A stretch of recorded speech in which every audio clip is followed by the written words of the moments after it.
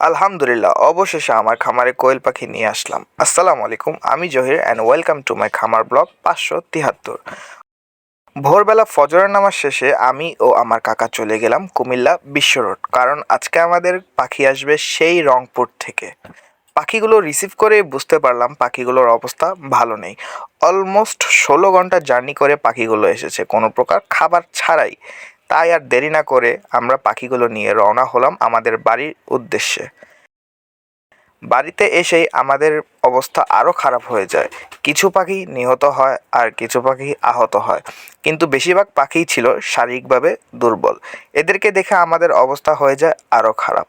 তা আর কি বলবো, ক্যামেরাম্যান নেই বলে সেই কষ্টের ভিডিওটা দিতে পারলাম না।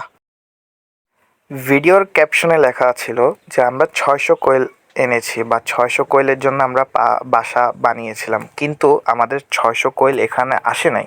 আমরা যার কাছ থেকে পাখিগুলো এনেছি তার কাছে 560টা পাখি ছিল।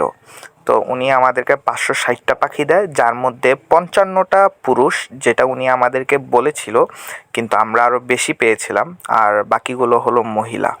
আলহামদুলিল্লাহ, অবশেষে পাখিগুলোকে খাঁচায় শিফট করে দিলাম। খাবার হিসেবে দিলাম ব্রয়লার ফিড ও পানির সাথে লাইসোবেট স্যালাইনটা মিক্স করে দিলাম। লাইসোবেট দেওয়ার কারণ হলো শারীরিকভাবে দুর্বলতাটা কেটে যাওয়ার জন্য।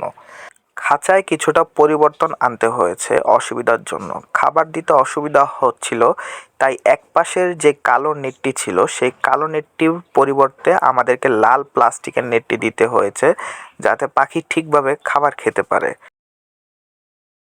আলহামদুলিল্লাহ, এখন পাখিগুলো অনেকটাই সুস্থ আছে। সবাই দোয়া করবেন। আমার খামার ও পাখির আপডেট জানতে চ্যানেলটি সাবস্ক্রাইব করবেন এবং আমার পাশে থাকবেন। ধন্যবাদ।